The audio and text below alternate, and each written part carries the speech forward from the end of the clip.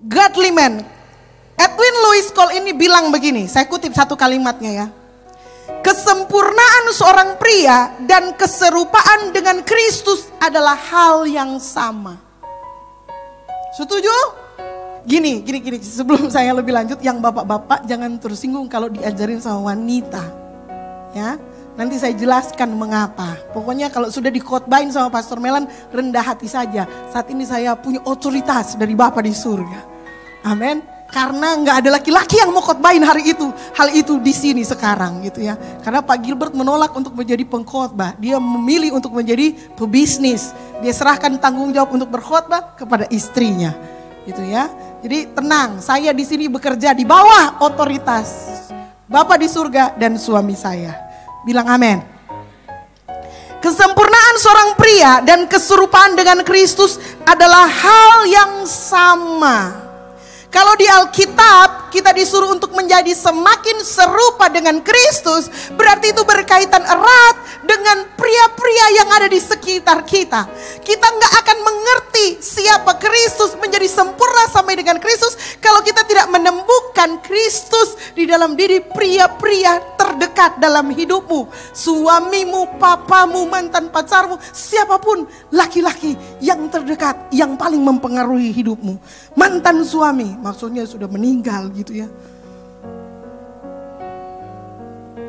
Tahun 2000 ini, 2000-an ke atas gitu ya, di Amerika itu 100%, ada penelitiannya di bukunya Edwin Louis Cole.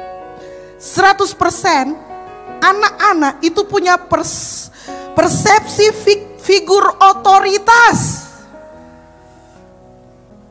adalah wanita. Tahun 2000-an ke atas. Kalau diwawancarai sama anak-anak, tapi di Amerika 100%, di Indonesia belum pernah dicoba. Mungkin kita bisa bikin survei gitu ya. Maka yang keluar, siapa orang yang paling berotoritas dalam hidupmu? Itu jawabannya secara gender adalah wanita, gitu ya. Jadi gini, ada fenomena bahwa sejak lahir persepsi figur otoritas bagi seorang anak 100% adalah wanita, sementara para pria menunjukkan gejala-gejala yang makin lama makin aneh. Gitu penelitian. Saudara perhatikan, mulai dari rumah sakit, perawatnya paling banyak. Mbak jawab kok kemarin saudara. Perawatnya paling banyak wanita. Di bioskop penjaga tiket, di mal-mal penjaga stand, penjaga toko, di gereja yang khotbah aja perempuan, guru sekolah minggu perempuan. Siapa yang akan menyuruh kalian untuk mandi, makan, ganti baju, bersih-bersih? Siapa? Perempuan, kecuali di Citraland itu yang suruh papanya. Karena sudah dimerdekakan, ya, sudah dijamah oleh Roh Kudus. Siapa yang mendominasi hidup kita? Kalau secara gender, kita akan dengan mudah bilang ya mama lah. Tuh ya, yang bersih-bersih, yang jualan, yang dagang, yang khotbah, polisi wanita. Menteri keuangan kita wanita. Untung terangkat presiden laki-laki. Anehnya saudara-saudara, anehnya yang pakai kalung, pakai gelang, pakai anting, berambut panjang itu adalah pria. Ada juga ini saudara-saudara yang saya tulis di sini itu saya cari dari buku-buku ini ya. Jadi ini bukan karangan saya. Ada juga gitu ya, pria-pria maco yang secara tidak bertanggung jawab merawat dan memelihara wanita yang bukan istrinya, yang terikat dengan paham pria bebas berbuat seenaknya.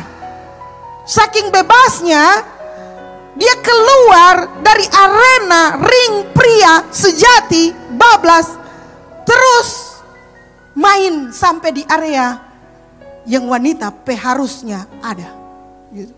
Yang harusnya wanita ada. Ada ya? Ketemu gak begitu saudara? Pria yang secara tidak bertanggung jawab, dia melentarkan menelantarkan istrinya, dia menelantarkan anak-anaknya, piara wanita lain. Ada? Di Manado ada? Di Sario ada? Winangun ada enggak? Kita sudah diam-diam. Enggak seru itu khotbah kalau cuma Bapak diam jawab. Ada? Oh, mungkin saudara enggak kenal aja gitu ya. Tapi ada. Lucu ya. Dia enggak sanggup menghidupi seorang wanita gitu ya. Lalu karena dia merasa dia pria yang bebas, dia tinggalkan wanita yang ini. Dan kemudian dia memberi kehidupan kepada wanita yang lain. Dan itu terjadi kayaknya lumrah hari-hari ini. Satu, pria tidak berani mengambil keputusan tegas atau berkomitmen sehingga terjadinya ruang hampa. Jadi begini, pria ini gitu ya harusnya mengambil keputusan, harusnya bertindak, dia tidak melakukan apa-apa. Akibatnya terjadi yang namanya kehampaan. Dan semesta ini tidak menyukai kehampaan. Karena itu hampa gitu ya, akibatnya yang terjadi kaum wanita akhirnya masuk ke area yang ditinggalkan pria itu. Mengambil alih peran pria. Yang wanita, dia sudah melakukan dua peran. Yang pria tidak berperan apa-apa. Akhirnya karena ada terjadi kehampaan, wanita terpaksa harus mengambil alih tanggung jawab pria itu. Jadi si wanita menjadi wanita sekaligus pria. Pada saat yang bersamaan, akhirnya yang terjadi saudara-saudara, lingkungan kita hidup, masyarakat modern saat ini menjadi lingkungan yang paling beracun untuk kesehatan mental anak-anak kita. Karena baik si pria maupun si wanita dan anak-anak hidup dalam keadaan frustrasi dan marah. Karena bingung, ini di keluarga ini siapa sih yang bos? Papa? Mama? Atau papa mama? Enggak jelas. Ketika pria tidak melakukan fungsi dan perannya secara benar menurut firman Allah, kan terjadi kehampaan. Si prianya frustasi karena dia nggak bisa mendefinisikan dirinya, dia nggak bisa menjadi seperti apa yang dia mau, yang Tuhan mau. Yang wanita juga karena dia melakukan peran dua, dia juga frustrasi. Dua orang frustrasi, menurut saudara sehat bagi kesehatan mental anak-anaknya? Mungkin anak-anak kita kelihatan sehat, senyum, main seperti anak-anak yang lain. Tapi kalau dia dibesarkan di lingkungan yang toksik, lingkungan yang gak jelas struktur dan perannya, itu akan merusak dia secara permanen dari dalam. Yang kemudian ketika dia berkeluarga nanti, itu akan tertular dan menjadi bagian seluruh keturunan kita. Itu maksud saya. Ini gereja lihat sebagai sesuatu yang urgent, yang perlu dibahas di Metro Church. Bukan karena apa? Karena di Metro Church perempuan-perempuannya juga itu banyak menguasai ruang hampa. Apa destiny pria sesungguhnya? What is godly man? Apa pria yang sempurna menurut Alkitab? Ada loh pria sempurna dalam Alkitab gitu ya. Kesempurnaan seorang pria, apa itu gitu ya, ini buku panjang. Nah saya dapat dari buku ini dan dari buku ini. Jadi saya gak ngarang karena saya dapat bahannya dari pria. Oke, jadi ini bukan karangan wanita ya bapak-bapak. I just make sure. Nomor 1, destiny pria sesungguhnya adalah gini. Tinggal dalam hadirat Allah. Bilang amin dulu. Ini dia masalahnya. Banyak pria tidak suka tinggal dalam hadirat Allah. Saya akan kasih penjelasan mengapa seorang pria harus yang paling depan tinggal dalam hadirat Allah. Kita mulai dari Taman Eden. Sama-sama bilang Taman Eden. ADYN dalam bahasa Ibrani. Ini bahasa Ibrani, saudara. Bahasa Alkitab ditulis, bahasa yang paling kuno. Bagaimana cara baca? Mana tuh A di sini? Sana, betul, pinter juga gitu ya. Jadi A, D, Y, N gitu ya. Alef, Dalet, apa N? Nun gitu ya. Nah, ini kata Eden. Gini, dalam penerjemahan Alkitab banyak yang jarubah-rubah, banyak yang ganti disesuaikan dengan kontekstualisasi. Contoh contoh. David dalam bahasa Inggris, dalam bahasa Indonesia diterjemahkan Daud. Gitu ya. Dalam nama Yesus juga ada nama Yesus Yesua di bahasa aslinya Yesus dalam bahasa Spanyol, Portugis gitu ya, Latin, dan kemudian di Indonesia Yesus gitu ya. Diterjemahkan menyesuaikan dengan konteks. Hanya satu kata yang di semua Alkitab nggak bisa diterjemahkan. Itulah kata Eden. Jadi Alkitab bahasa Inggris, Alkitab bahasa manapun, dia kata tetap Eden. Menarik ya? Nah, mengapa kita mesti mulai dari Eden? Gini, kalau kita mau mengerti soal manusia, orang mesti ada di pabrikannya. Dan berbicara soal manusia itu pasti harus ada di Taman Eden. Betul ya? Jadi ini dulu, Eden. Apa hubungan pria dengan Eden? Mari kita baca dulu ayatnya sebelum orang lebih jauh ke sana. Kejadian 2 ayat 4 sampai 8. Kejadian 2 ayat 4 sampai 8. 1, 2, 3, baca sama-sama. Demikianlah riwayat langit dan bumi pada waktu diciptakan. Ketika Tuhan Allah menjadikan bumi dan langit, belum ada semak apapun di bumi. Belum timbul tumbuh-tumbuhan apapun di padang, sebab Tuhan Allah belum menurunkan hujan ke bumi. Dan belum ada orang untuk mengusahakan tanah itu. Tetapi ada kabut naik ke atas dari permukaan dan membasahi seluruh permukaan bumi itu. Ketika itulah Tuhan Allah membentuk manusia itu dari debu tanah dan menghembuskan nafas hidup ke dalam hidungnya. Demikianlah manusia itu menjadi makhluk yang hidup. Selanjutnya, ulangi kata selanjutnya. Selanjutnya, Tuhan Allah membuat taman di Eden di sebelah timur. Disitulah ditempatkannya manusia, man, yang dibentuknya itu. Oke, ini kurang lebih urutannya gitu ya. Demikianlah riwayat langit dan bumi pada waktu diciptakan. Ketika Tuhan Allah menjadikan bumi dan langit, belum ada apapun gitu ya. Tuhan sudah membentuk manusia. Nih. Jadi sesudah Tuhan membentuk manusia, katanya ayat-ayat ini, selanjutnya Tuhan so bentuk manusia dari tanah dulu. Selanjutnya, next, sesudah manusia dibentuk, Tuhan membuat Taman Eden. Sama-sama bilang Eden. Disitulah, di Eden itulah ditempatkannya manusia itu. Kalau saya pakai bahasa Inggris, begini tulisnya, Genesis 2 verse 15. The Lord God took the man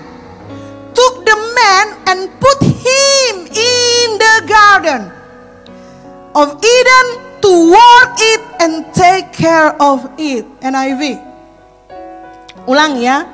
The Lord God took the man. Apa yang tahu bahasa Inggris tahu pasti. The Lord God took the man and put him, menaruh dia in the garden of Eden, menempatkan dia di dalam Taman Eden. Why? Ketika Tuhan menciptakan Adam dan Tuhan menaruh dia di dalam Taman Eden. Itulah 3 huruf ini penting. Nah, zaman ini bahasa Ibrani itu bahasa yang kuno. Jadi dia nyendak seperti bahasa Yunani yang ada A, B, C, D, E, F, G. Nggak begitu. Tulisannya ini, makanya tadi coba baca, nggak ada yang tahu. Walaupun orang tahu ini huruf. Kemudian ini dikenal huruf. Tapi sebelumnya ini sebenarnya cuman kode-kode, goresan-goresan yang menceritakan sesuatu. Gitu ya. Terdiri atas goresan-goresan yang setiap goresan punya makna tertentu. Oke? Ini cuma 3 huruf, ayin, dalet, dan nun. Edan. Tetapi dia sesungguhnya punya 5 goresan yang membuat 3 huruf ini jadi. Itulah arti kata Eden. Ini karena orang mau cari tahu mengapa ini penting gitu ya. Nah, 3 huruf ini memuat 5 goresan. Yang berarti pertama, spot. Sama-sama bilang spot. Yang kedua, yang ditaruh di situ adalah momen. Spot, moment, present, spot, momen atau kesempatan. Spot itu site, area gitu ya. Momen itu kesempatan. Presence itu hadirat. Lalu ada open door, pintu yang terbuka. Dan yang terakhir adalah tempat yang menyenangkan. Itulah unsur-unsur yang membentuk 3 huruf ini. Spot, moment, ada di buku sini saudara, tandanya ada karang. Spot, moment, presence, open door, delightful place. Kalau mau mengerti apa artinya gini, artinya seorang laki-laki ketika dia diciptakan, dia ditaruh oleh Tuhan on the spot, dalam sebuah kesempatan itu berbicara soal waktu, presence hadirat, dan dalam hadirat Tuhan itu ada open doors, ada pintu yang terbuka, dan baru kemudian ada delightful place. Tempat yang menyenangkan, tempat yang berbahagia. Jadi kalau kita operasi tujuan Tuhan sejak awal kepada seorang pria laki-laki, itulah Tuhan taruh dia di dalam hadirat Allah. Taman Eden adalah sebuah place, sebuah tempat di mana Allah bisa berbicara kepada manusia. Allah bisa datang dan ngobrol dengan manusia. Wow. Dan hadirat Allah yang bisa membuat seorang laki-laki sempurna. Amin. Itu sebabnya tugas utama iblis adalah menyingkirkan semua laki-laki dari hadirat Allah. Kalau dia berhasil menyingkirkan semua laki-laki dari hadirat Allah, nyanda usah baking kacau, semuanya akan kacau dengan sendirinya. Itu sebabnya saudara-saudara sudah tidak tahu betapa berharganya di mata saya sebagai seorang pastor.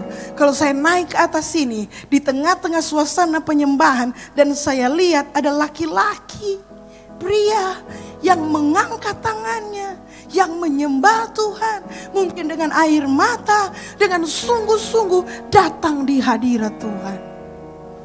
Tidak ada pemandangan yang lebih indah, yang lebih membahagiakan seorang gembala sidang menyaksikan pria-pria di gerejanya dalam sebuah persekutuan merasakan hadirat Allah.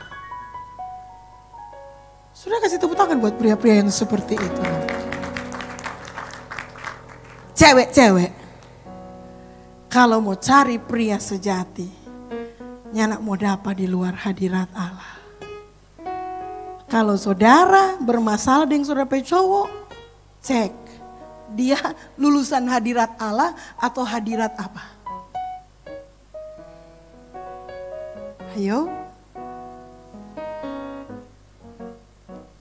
Gimana? Gak apa-apa lah pastor, ketemu di pasar, kan nanti dibawa di gereja. Kuat nak mau tahan dia di gereja?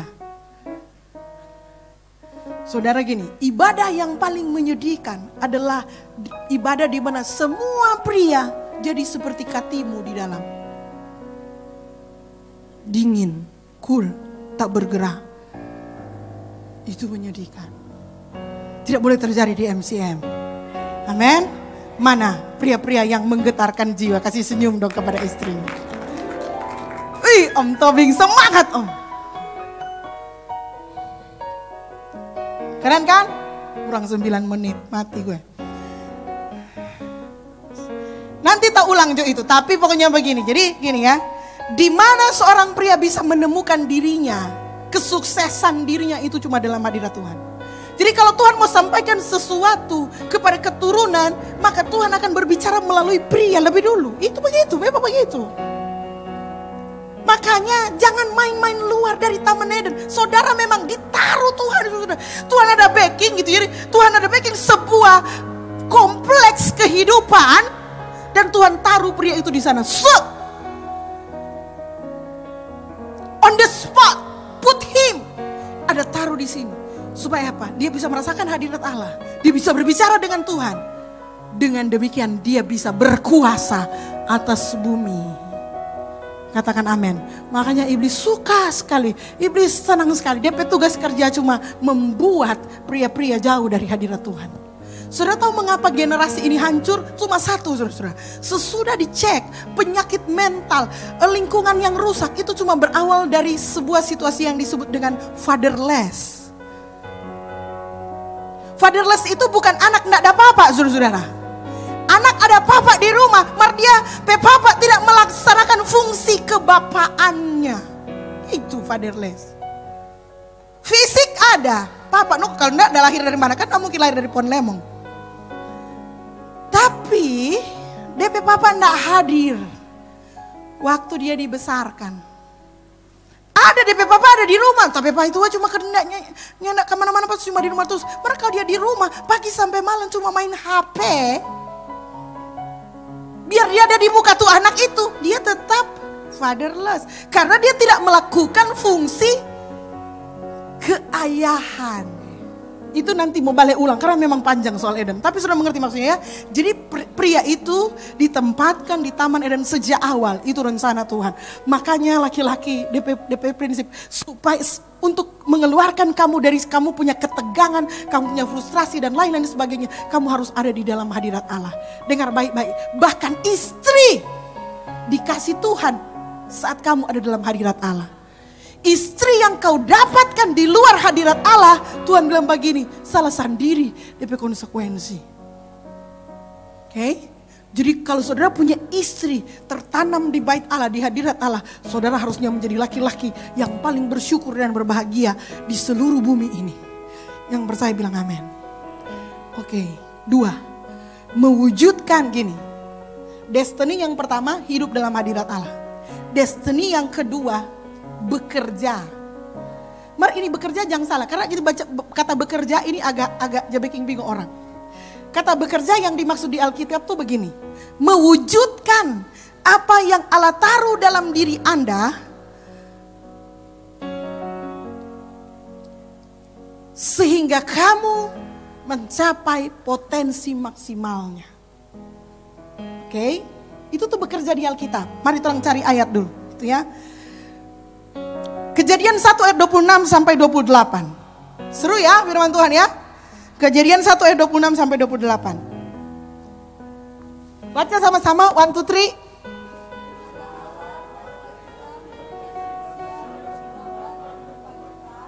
Supaya mereka berkuasa atas ikan-ikan di laut dan burung-burung di udara dan atas segala ternak dan atas seluruh bumi dan atas segala binatang melata yang merayap di bumi.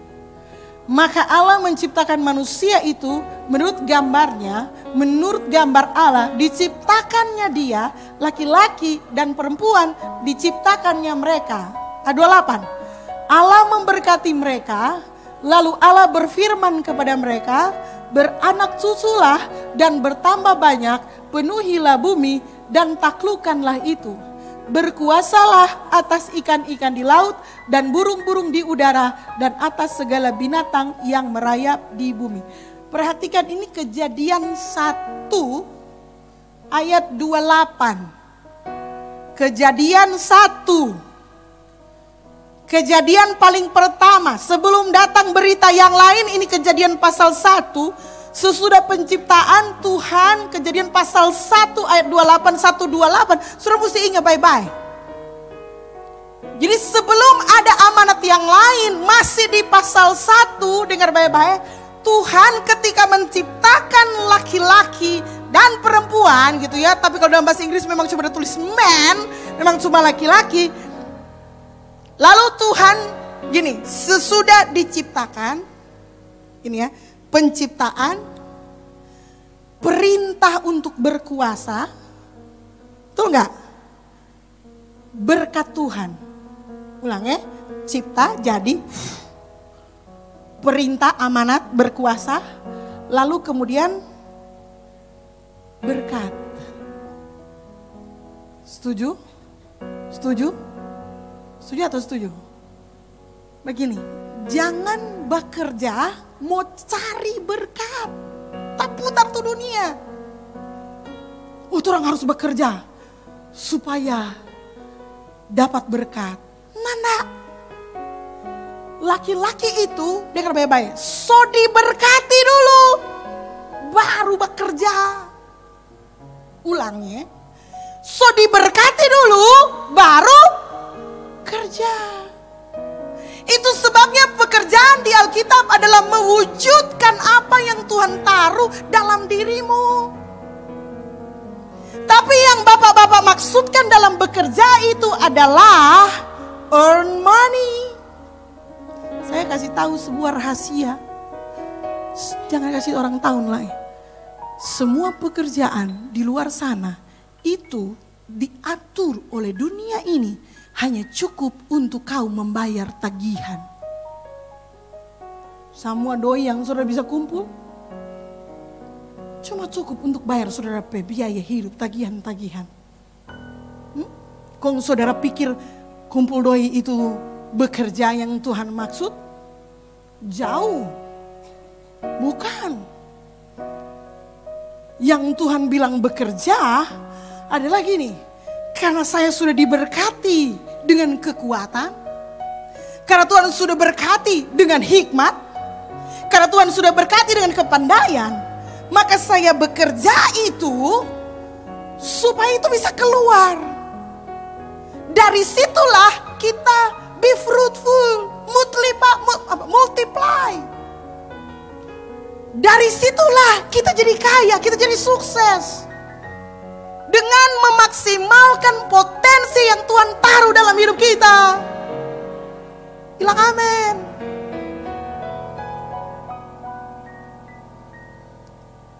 Sedih ya? Karena banyak orang menyamakan potensi dirinya dengan kumpul uang. Kalau saudara bekerja kepada orang lain, institusi, perusahaan dan lain-lain, semua perusahaan ini ada setel. Tuh yang bilang begini, UMP, UMR, upah minimum regional, kan itu gaji, bisa salary, pendapatan. Semua pendapatan dari perusahaan-perusahaan itu judulnya cuma satu, cukup untuk bayar tagihan. Apakah saudara semua laki-laki setuju kalau saya tanya bahwa hidupmu, tujuan hidupmu ini hanya untuk membayar tagihan? Saudara pasti gak mau.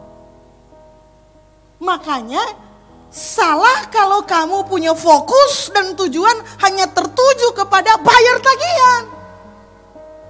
Bukan pekerjaan itu yang Tuhan maksudkan di sini. Yes, seorang pria harus bekerja. Seorang pria sejati harus bekerja. Jadi saya punya catatan di sini agak-agak kejam juga gitu ya. Gini, godly man tidak mungkin tidak memiliki pekerjaan. Satu-satunya alasan mengapa pria tidak punya pekerjaan karena dia tidak tahu diri. Jangan dipotong kasih keluar di reels, nanti saya literally tidak tahu diri. Karena mengapa? Apa maksud tidak tahu diri? Dia tidak tahu siapa dirinya. bagi saudara gitu ya, bayar tagihan earn money adalah bekerja seperti yang saudara mengerti selama ini, maka begitu saudara pensiun, saudara langsung hancur, saudara punya harkat dan martabat kesejatianmu. Karena sudah bisa menghasilkan uang seperti dulu. Betul atau betul? So mengerti atau enggak ini? Kalau enggak orang perlu tambah minggu depan. Tapi seorang pria harus bekerja. Sama-sama bilang bekerja. Harus. Sikut sampai dia sakit. Harus bekerja. Haleluya. Dan tidak boleh. Tidak mungkin. Gini, DP kalimatnya. Hanya pria yang tidak tahu diri yang tidak bekerja. Pria yang tahu diri pasti bekerja. Dalam arti apa? Dia mewujudkan apa yang Tuhan taruh di dalam dirinya. Dalam bentuk karya-karya yang menghasilkan dan memberkati orang lain. Dari situlah uang datang. Tepuk tangan, thank you Aldo, so good. Baratnya begini, gini, dengarkan baik-baik. Ini masih kaitan dengan Eden. Itu sebabnya saudara-saudara, waktu Tuhan bentuk Taman Eden, di situ nyanda ada Lamborghini. Di situ cuma ada pohon, buah, apa lagi? Tanaman, nggak ada itu. Artinya begini, Tuhan cuma kasih pak laki-laki itu manta. Nggak ada yang masak, nggak ada pizza di situ bro, nggak ada. Halo? So ada kursi dan meja di Taman Eden? Tuhan kasih pohon. Tapi Tuhan kasih dalam diri Adam kemampuan untuk mengubah pohon jadi satu set meja dan kursi termasuk rumah. Bilang amin. Begitu cara pria bekerja. Gitu loh. Kalau pria bisa menemukan dirinya di hadirat Allah, dia akan jadi pria yang paling berbahagia. Amen. That's good. Very good. Amen. Bapak-bapak jadi semangat atau jadi tertekan? Maksudnya begini, jadi kalau bapak-bapak sekarang lagi bekerja untuk bayar tagihan gitu ya. Jangan cuma kerja kumpul tuh doi-doi. Wah itu harus, karena ingat ada tanggung jawab istri, itu nanti bagian lain lagi, mau ke arah sana. Tapi begini, ketika engkau bekerja, apakah engkau sedang memanifestasikan sesuatu yang Tuhan taruh dalam hidupmu atau cuma sekedar mau kumpul uang? Kalau saudara tukang ojek, maaf, maka apa yang Tuhan taruh di dalam dirimu supaya sebagai tukang ojek engkau bisa menjadi saluran berkatnya Tuhan? Bilang amin. Ini bukan soal pekerjaan tukang ojek, direktur, apalagi kepala cabang, kepala ranting cabang, bukan. Bukan soal manajer, sales manager, nggak ada hubungan. Itu pintar-pintarnya perusahaan aja supaya saudara confidence dalam merasa bekerja. Pada dasarnya orang sama, bekerja. Tapi apa yang kita lakukan dengan apa yang ada di depan kita, itulah kita bekerja yang sesungguhnya. Amin. Ini to be continue. Minggu depan kita mau bahas ini. Jadi dengar baik-baik pria-pria ya. Termasuk dengan you punya istri itu mantap waktu dapat. Amin. Tidak ada istri yang sempurna bro. Istri yang sempurna cuma ada payu pikiran. Bilang amin dulu kuat. Memang begitu. Tugas saudara gini. Ketika saudara punya istri di pikiran, istri yang sempurna atau di pikiran, betul nggak? Tugas saudara ketika saudara menemukan saudara punya istri yang mantap itu, saudara bentuk sampai jadi seperti istri yang ada di pikiran. Mar nggak dijual di toko istri yang sempurna seperti yang ada di pikiranmu. Nada. Jadi ketika engkau menemukan wanita istri tuh Ayonda bilang akan saya bersedia. Itu sebenarnya dia bilang begini, saya bersedia menerima via manta-manta.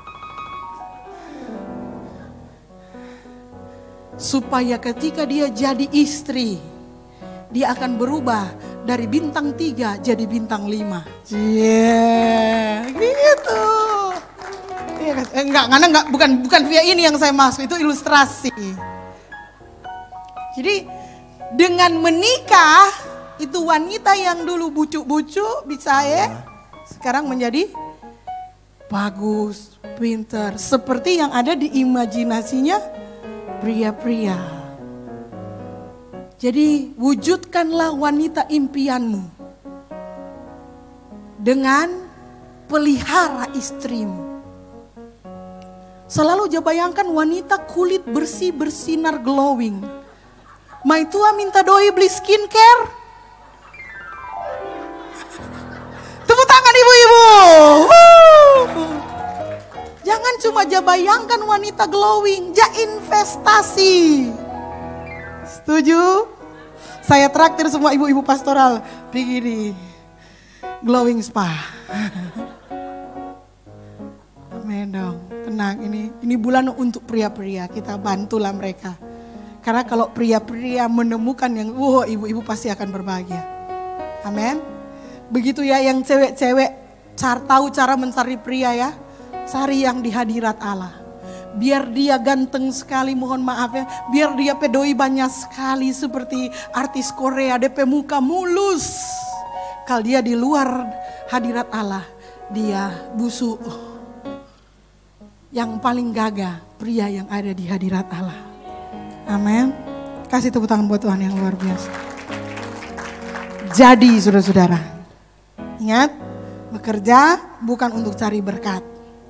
Karena saudara sudah diberkati, ada kemampuan dalam diri saudara, saudara pakai itu untuk menghasilkan. Mohon maaf kalau ada kata-kata agak ekstrim dan sedikit menyentuh hati dan jiwa, itu bukan dimaksudkan untuk saudara tersinggung dan marah, itu dimaksudkan supaya saudara jadi manusia yang lebih baik. I love you all. Amin.